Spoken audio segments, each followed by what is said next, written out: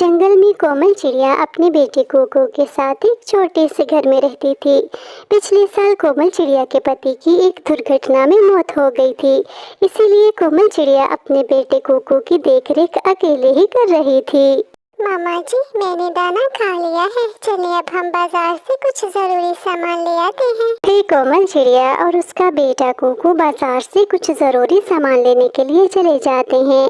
बाजार जाते ही कोको की नजर केक वाली एक दुकान पर पड़ती है, जहाँ पर मजे मजे के केक पड़े हुए थे। मामा जी, वो देखिए कितना मजे का चॉकलेट केक है, प्लीज आप मुझे ये केक ले दें, मेरा ये केक खाने को बहुत दिल कर रहा है। कोको बेटा, ये केक तो बहुत महंगा होगा और मेरे पास तो अभी इतने पैसे नहीं हैं। मामा जी, लेकिन मेरा तो ये चॉकलेट केक खाने को बहुत दिल कर रहा है, प्लीज आप मुझे ये चॉकलेट केक ले दें। कोको बेटा, आप जानते भी हो आपके पापा अब इस दुनिया में नहीं, मैं कितनी मुश्किल से घर का सारा खर्च उठाती हूँ, प्लीज आप मुझे तंग ना करें। लेकिन मामा जी, मेरा ये चॉकलेट केक खाने को बहुत दिल कर रहा है, मैं आइंदा कभी आपको तंग नहीं करूँगा, लेकिन प्लीज आज आप मुझे ये चॉकलेट वाला केक ले दें। कोको की जिद करने पर कोमल चिड़िया कबूतर से उस केक की कीमत पूछती है। चिड़िया बहन, ये केक 300 रुपए का है। इस केक में बहुत ज्यादा चॉकलेट और मजेदार सी क्रीम लगी हुई है।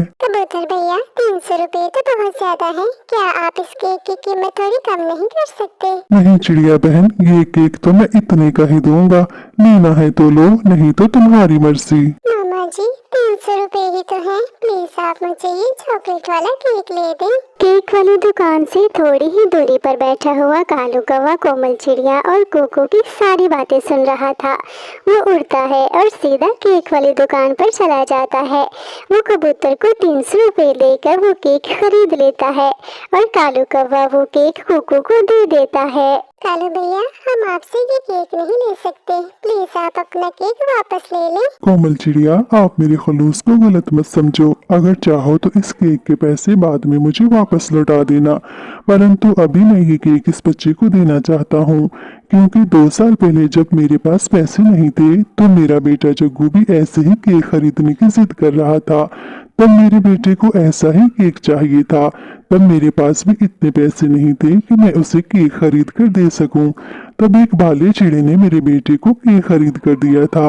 मैं उस चिड़े को थैंक यू कहना चाहता था, परंतु जब तक वो चिड़ा वहां से जा चुका था और मुझे उनका नाम और पता कुछ भी मालूम नहीं था, परंतु आज इस बच्चे को ये केक देकर मुझे लग रहा है कि मैंने उन्हें धन्यवाद कह दिया है। तो ठीक है, हम ये केक ले लेते हैं, परंतु आप हमें अपना पता बता दें, जब मेरे पास 300 रुपए जमा होंगे तो मैं आपको इस केक के पैसे लौटा दूंगी। ठीक है चिड़िया बहन, इस पर मेरा पता लिखा हुआ है, जब आपके पास 300 रुपए जमा हो जाएं तो आप मुझे इस केक के पैसे लौटा देना। कोमल चिड़िया और कोको वो केक लेकर अपने घर चले जाते हैं। मामा जी, वो कालू अंकल कितने अच्छे थे ना, उन्होंने मुझे मुफ्त में ही इतना बड़ा चॉकलेट केक लेकर दे दिया। और मामा जी, मुझे याद आया, आज तो मेरा जन्मदिन भी है।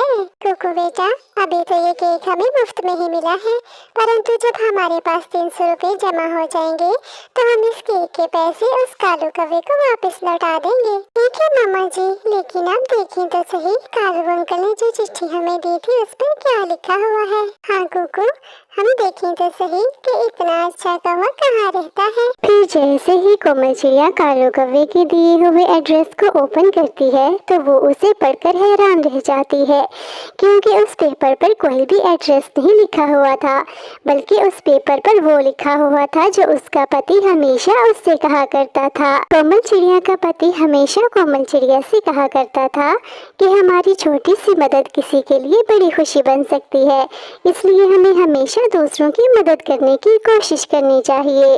कोमल चिड़िया समझ जाती है कि किसी समय में उसके पति ने कालू कौवे के बेटे जग्गू को केक लेकर दिया था और आज वो केक स्वयं उसके बेटे को मिल गया।